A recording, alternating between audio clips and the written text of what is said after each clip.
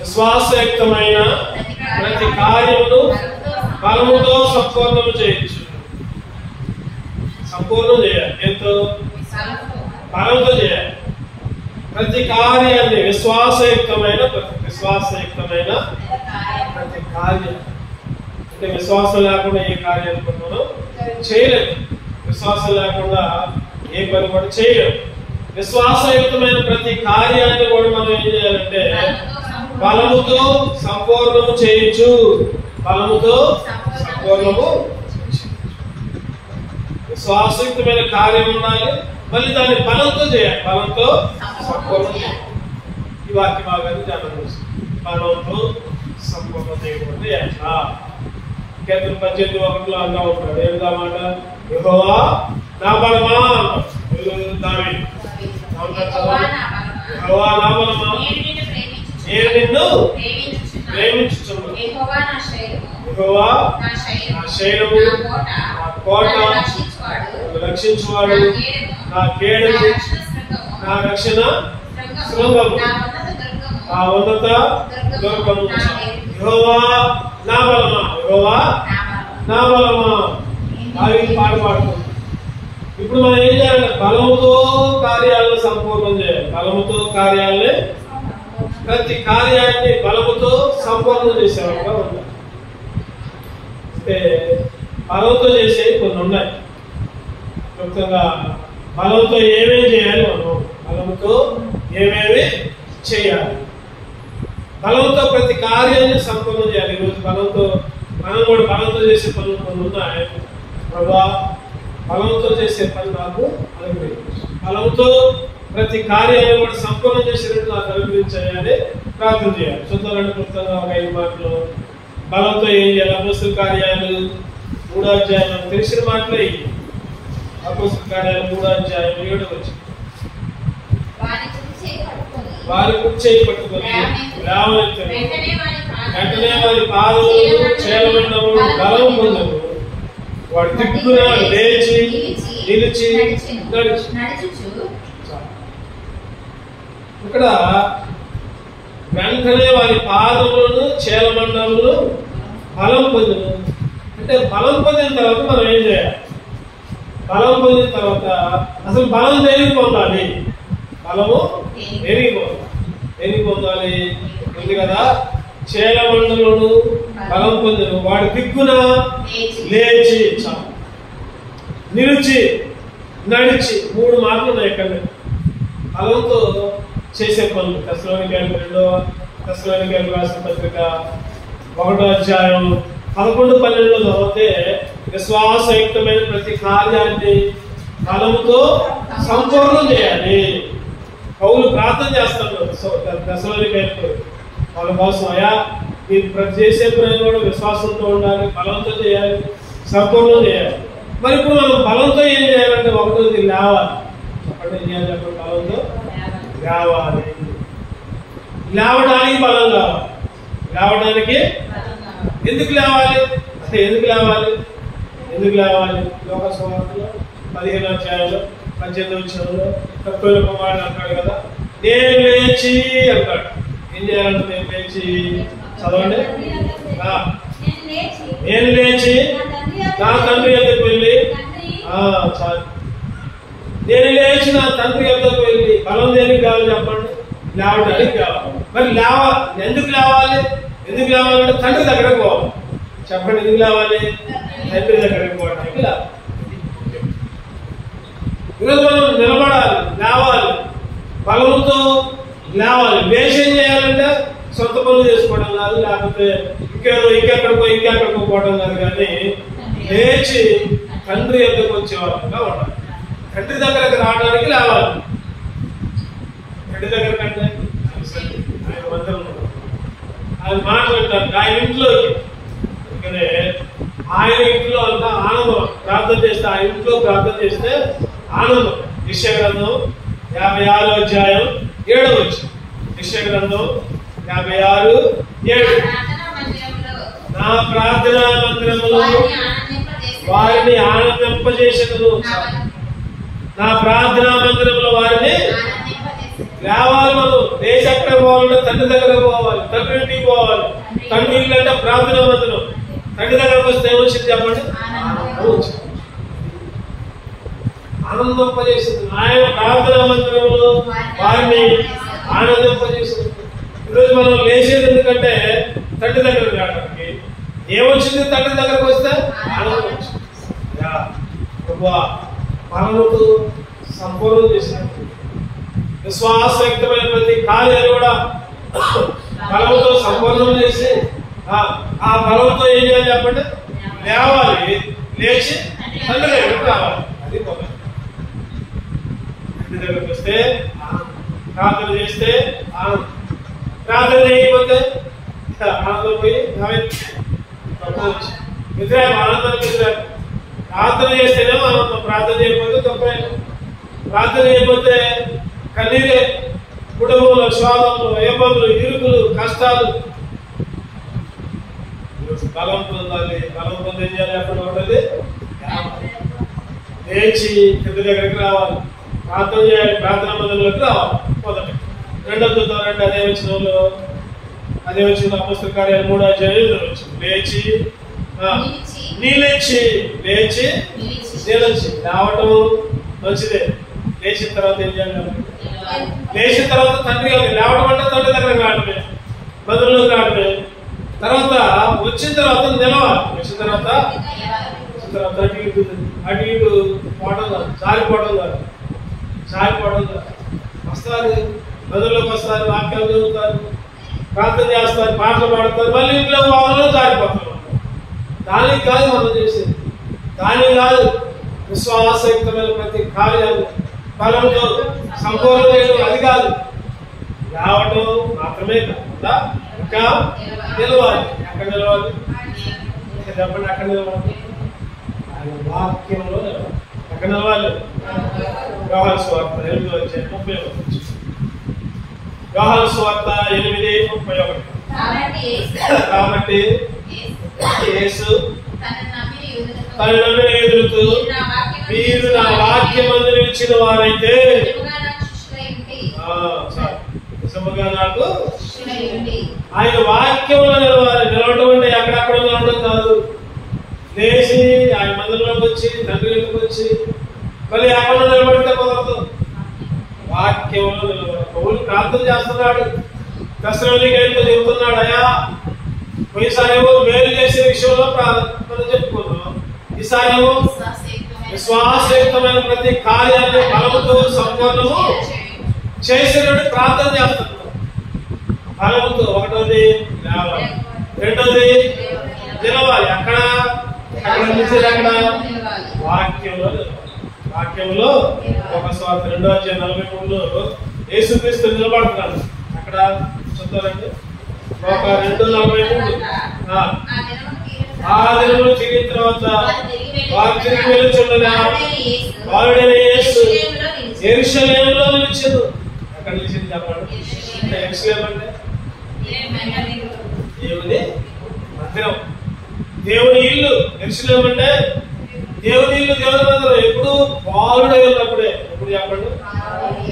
బాలుడుగా ఉన్నప్పుడు ఆత్మ నిలవట్ల మందిరంలో, బాలుడుగా ఉన్నప్పుడు, బాలికలుగా ఉన్నప్పుడు, యవ్వన కాలంలో ఉన్నప్పుడు మందిరంలోకి అసలు కాళ్ళే రావట్లా.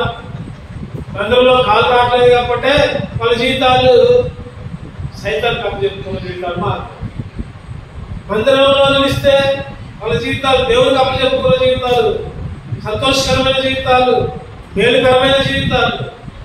మందిరంలో నిలవట్లేదు కాబట్టి శోధన జీవితాలు, సమస్యలు, ఇబ్బందులు, ఇరుకులు, కష్టాలు. బాలుడిగా ఉన్నప్పుడే. ఈరోజు మన పిల్లలు బాలుడిగా ఉన్నప్పుడే మందిరాల్లో నిలుస్తున్నారా? మన పిల్లలు బాలుగా ఉన్నప్పుడే నిలవట్లేదు కాబట్టి చెప్పండి పెద్ద అయిన తర్వాత ఎదుగుతున్నారు. ఎట్లా కలడం అంటే నిజంగా కలవడం కాదు. మాటలతో, చూపులతో, చేసే పనులతో, వాళ్ళు చేసే పనులు బట్టి మనం చెప్పుకోలేదు కానీ ఎంతో బాధ అవుతాం. అసలు తజ్ఞానం పెరిగిన ఒక దెబ్బ కొట్టినా నష్టం లేదే కానీ వాళ్ళు చేసే పనులు అంత బాధకరమైన పనులు. ఈరోజు ఎవరి బిడ్డలు ఎక్కడ చూసినా సరే, ఎక్కడ చూసినా, ఏ ఇంట్లో చూసినా అదే సమస్య. ఏ కుటుంబంలో చూసినా. ఎందుకని? వారుడుగా ఉన్నప్పుడే నిలబట్ల మందిరంలో వారుడుగా ఉన్నప్పుడే. ఈరోజు పిల్లలకి లేకపోతే పెద్దోళ్ళకి ఏం నేర్చుకోవాలి? పెద్దలైనా పిల్లలైనా ఉంటే ఇంట్లో ఉండాలి, లేకపోతే పనిలో ఉండాలి, లేకపోతే పిల్లలైతే స్కూళ్ళల్లో ఉండాలి, లేకపోతే మందిరంలో ఉండాలి. మూడే పనులు ఏమండి? ఇల్లు, మందిరం, పని, లేకపోతే స్కూలు. ఈ 3 కాకుండా ఇంకెక్కడైనా ఉన్నారంటే చెప్పండి, వేసాలో సైతాన్లో నిలబడ్డారు. అనమాట. కొంతమంది అంటారు కదా, మందిరంలో ఉంటారు కానీ ఇంట్లో ఉండడం పనిలో ఉండడం అంటారు. నువ్వు ఇంట్లో ఉన్నా పనిలో ఉన్నా మందిరంలో నిలబడిపోతే నీ జీవితం సైతాన్ జీవితమే. సైతాన్ ఆలోచనలు, సైతాన్ తలంపులు, సైతాన్ క్రియేట్. ఇంగ్లీష్ లో empty mind is devil's den.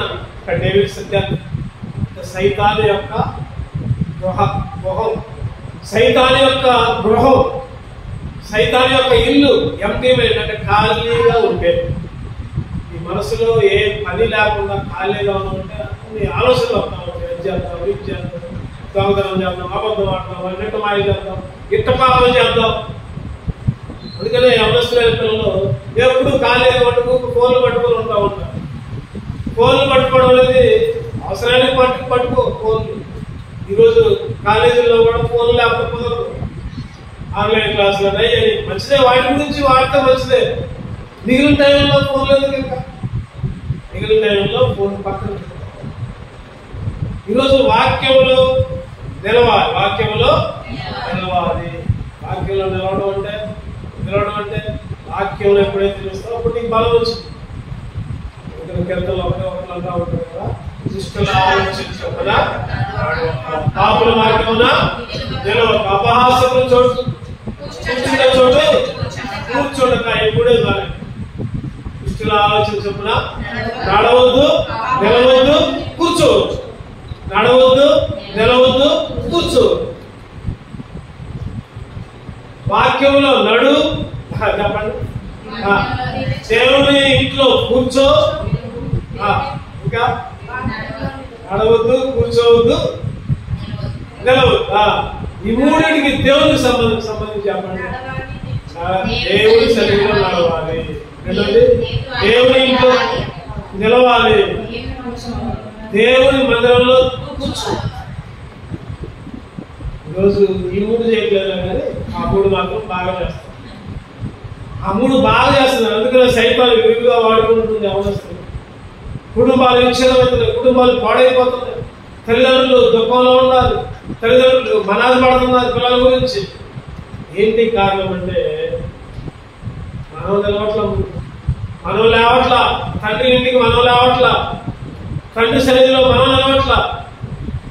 అంటే బలం పొందుకొని సంపూర్ణ కార్యాలు చేయాలి. బలంతో సంపూర్ణ కార్యాలు చేయాలి. 3వ చూద్దామంటే అదే వచనంలో అపొస్తలుల కార్యాలు 3వ అధ్యాయంలో వచ్చిన లేచి, నిలచి, నడచి.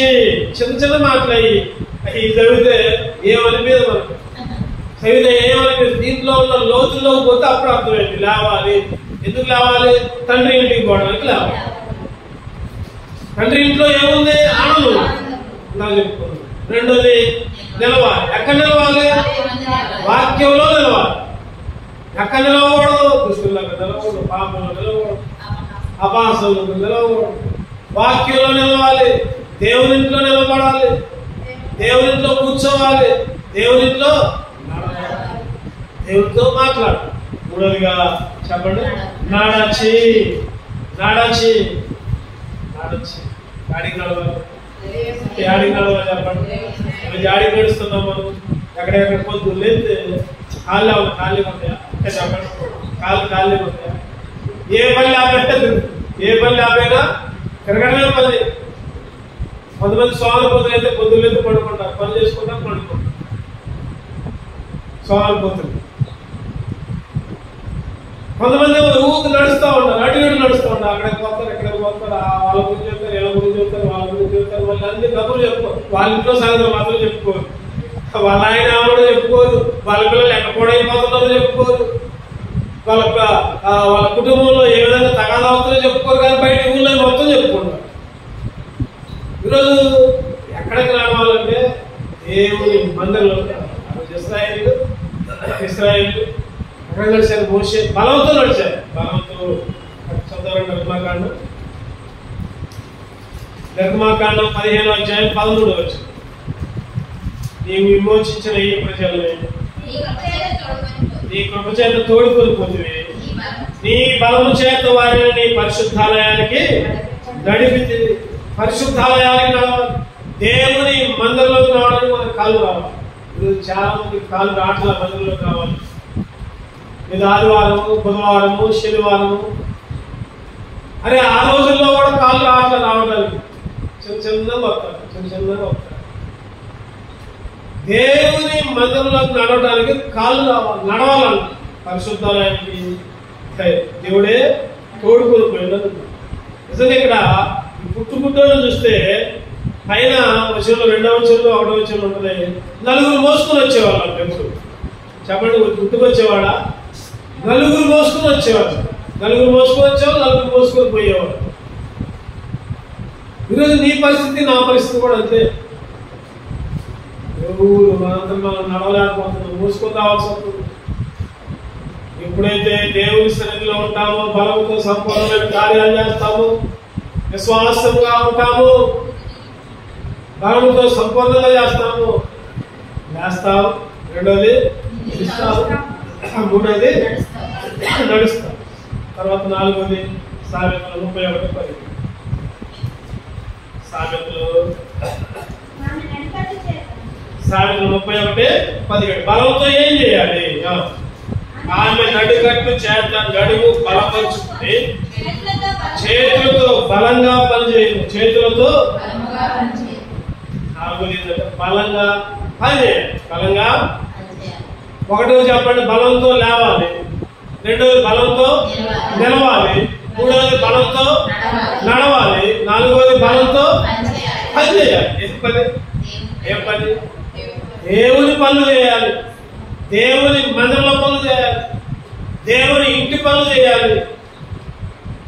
మాకేలోగా పనులు అనవచ్చు, మాకేలోగా దేవుని మందిరంలో చేసే పనులు అనవచ్చు. దేవుని మందిరంలో చాలా పనులు. ముందు మనం చర్చి కట్టుకుంటాం, అప్పుడు చూస్తాం అక్కడ ఎవరెవరు ఎంతో దేవుని పనులు చేస్తారు. దేవుని పనులు చేయడానికి మనం బలాన్ని తెచ్చుకోవాలి. సొంత పనులు అందరూ కూడా ఎట్టున్నారు? సొంత పనులే, సొంత కార్యాలే, సొంత పనులే, సొంత ఇష్టాలే, సొంత తలంపులే, సొంత ఆలోచనలే, అన్ని సొంతానికే. దేవుడికి ఏమి అట్లా అన్ని సొంతానికే. మా దగ్గర మీటింగ్ లో సేవకుడు చెప్తాడు కదా, ఆ రోజు మీటింగ్ లో సేవకుడు చెప్తున్నాడు. ఆ రోజు 1 కేజీ స్వీట్ తెచ్చారంట. ఒక కుటుంబం కేజీ స్వీట్ తెస్తే 1 కేజీకి ఎంత వస్తాయి? 20 అవుతాయి, 25 అవుతాయి. ఇంట్లో 5 ఉన్నారంట. 5 ఉన్నారు. ఎన్ని భాగాలు వేసిందంటే 6 భాగాలు వేసినారు. ఏసింది చెప్పండి? 6 భాగాలు వేసినారు. స్వీట్ అంటే లడ్డు లేకపోతే ఇంకేదో 6 భాగాలు అయితే పిల్లలు అడిగారు, డాడీ ఏమి డాడీ 5 వేగా ఉంది, 6వ భాగం ఉంది ఎందుకంటే, అది మీకు తెలియదు కదా. 6వ భాగం దేవుడు కదా. 6వ భాగం సాగుడు చెప్తుంది. ఆ కుటుంబం అంట ప్రతి దాంట్లో కూడా ఒక భాగాన్ని తీసి పక్కన పెడుతున్నారు. దేవుడికి అనేది తీసి దేవుడి దగ్గర తీసుకుంటాడు. దేవుని మందిరంలో కాదు, దేవుని మందిరంలో విశ్వాసానికి పంచుకోవడం. ఒక వారం దాకా అట్లా చేసి ఏం తీసుకొని ఆదివారం అందరూ పంచుకోవడం. అయ్యా నేను దేవుడికి తీసా, దీంట్లో అందరూ తలా ఒకటి తీసుకోండి ఏమో. అసలు ప్రతి దాంట్లో కూడా, ప్రతి భాగంలో కూడా దేవుడికి అనేది ఒక భాగం ఉంటుంది. గుర్తుపెట్టుకోవాలి, దేవుడి భాగం దేవుడే. అదైనా, డబ్బులైనా, వస్తువులైనా, లేదా మన ఇంట్లో మన కోసం ఏది తెచ్చుకుంటే దాంట్లో చెప్పండి. మనం తెచ్చుకుంటే ఏం చేస్తాం? ఎంతమంది లెక్కేసుకుంటాం. ఒక భాగాలు బాగా తీసుకుంటాం. ఇది మరి దేవుడి భాగాన్ని ఏం చేస్తున్నాం? దేవుడి భాగాన్ని దొంగిలేస్తున్నాం. దేవుడి పని దేవుడి పని చేయాల్సిందే కష్టం. దేవుడి పని దేవుడే, దేవుడి పని దేవుడే. ఏదో ఒకటి కల్పించుకొని పని చేయాలి. అది దేవుడి పని. నడుము బిగించుకోవాలి. నడుము 1 పేతురు 1వ అధ్యాయం చూస్తే 1 పేతురు 1వ అధ్యాయం 13వ వచనం. 1 పేతురు 1:13.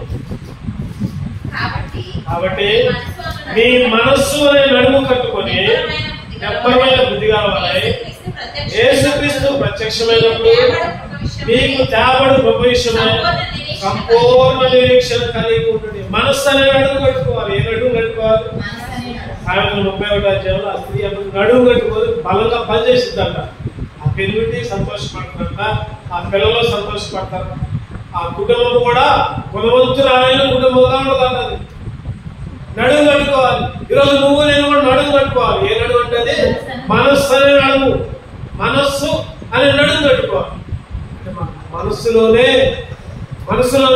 ఈరోజు దేవుడికి పని చేయాలి, దేవుడికి పని చేయాలి, దేవుడికి పని చేయాలి. ఈరోజు మనసులో ఉండకుండా పైకి చేసిన కూడా అది ఉపయోగం. బలం పొందుకొని దేవుడు పని చేయాలి. 4 చూసుకున్నాం. ఎక్కువసేపు చెప్పుకోవడానికి టైం లేదు కానీ మనకి రాత్రుడే కాబట్టి 2 తిమోతి 4వ అధ్యాయం 17 వచ్చు. 2 తిమోతి 4వ అధ్యాయం 17 వచ్చు. అయితే నా ద్వారా సువార్త పూర్ణముగా ప్రకటింపబడిన నిమిత్తము అన్ని జనులందరూ దాని విని నిమిత్తమును ప్రభువు నా పక్క నుంచి నన్ను బలపరిచిన కనుక సింహము నాటి నుంచి తప్పించబడి నన్ను బలపరిచను. ప్రభు నన్ను బలపరిచను. ఎందుకంటే పైన ఉంది. ఎందుకు?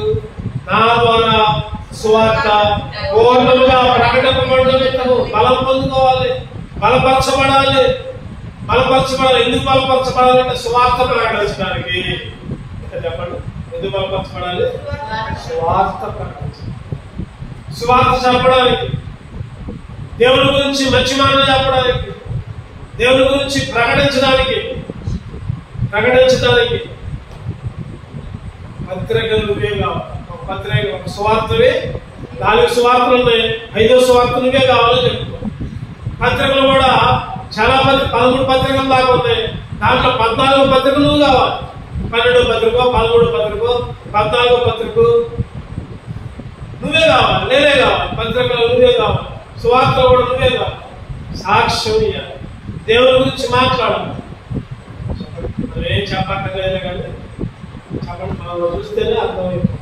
ఎదుటోళ్ళకి మనం ఏం చెప్పక్కర్లా, అయ్యా ద్వేషిస్తున్నాము అని చెప్పక్కర్లా. మన మాట, మన చూపు, మన నడవడిక, దీన్ని బట్టే వాళ్ళు చూసిన వాళ్ళు అనుకోవాలంటే దేవుని బట్టి వాళ్ళ మాటలు వేరే ఉన్నాయి, వాళ్ళ నడకలు వేరే ఉన్నాయి, వాళ్ళ చూపులు వేరే ఉన్నాయి. మన మాటలను బట్టే మనం వాళ్ళకి స్వార్థ చెప్పేటట్టు ఉండాలి. పోయి అయ్యా యేసుక్రీస్తున్నందుకు దేవుడు నమ్ముకు వదిలేగా అటు చెప్పడం కంటే మన ప్రవర్తనే సాక్ష్యంగా కనపడాలి. మన మాటలే, మన తలంపులే సాక్ష్యంగా కనపడాలి. అది బలముతో స్వార్థ ప్రకటించాలిగా ఉంటుంది. చెప్పండి, ఏం చేయాలి? అప్పుడు 1 దశలోనికైనా 11, 12 మనం ఒకసారి చదువుకున్నాం, ముగించుకున్న ప్రార్థనలో ప్రవేశిద్దాం. 2వ దశలోనికైనా రాసిన పత్రిక 1వ అధ్యాయం 11, 12 మనం చదువుకున్న భాగం. విశ్వాసయుక్తమైన ప్రతి కార్యమును బలముతో సంపూర్ణము చేయొచ్చు. పైసారిలో మేలు చేయమని చెప్పుకున్నాం. ఇవాళ విశ్వాసయుక్తమైన ప్రతి కార్యముని బలముతో సంపూర్ణ ప్రార్థన. ఈరోజు మన ప్రార్థన కూడా అంతే ఉండాలి. బలముతో సంపూర్ణ చేయాలంటే బలంతో చేసే పనులు 5 చెప్పుకోండి. ఏంటిదో ఉన్నది? బలముతో రావడానికి బలం కావాలి, కంటి దగ్గర రావడానికి బలం కావాలి, రెండోది నిలవడానికి బలం కావాలి, దేవుని వాక్యంలో నిలవాలి, మూడోది నడవాలి, దేవుని మందిరానికి నడవాలి, దేవుని ఇంటికి నడవాలి, నాలుగోది దేవుని పనికి నడువు ఉంచుకోవాలి, నడువు ఉంచి పని చేయాలి. దేవుని పని అంటే మనస్సు అనే నడువు. చివరికి 5వది స్వార్థ ప్రకటనకి బలం. నన్ను కూడా ఇటువంటి 5 రకాల బలాలను నాకు కల్పించి దయచేయని ప్రార్థన చేయండి. వెళ్ళెదము మరి ధైర్యముతో కృపాసనము చేరము. వెళ్ళెదము మరి ధైర్యముతో కృపాసనము చేరము. కనకని కరము తాని సహాయకుడు. కనకని కరము కృపను పొంద తాని సహాయకుడు. వెళ్ళెదము ధైర్యముతో కృపాసనము చేరము. ఆదివారం పరిచయం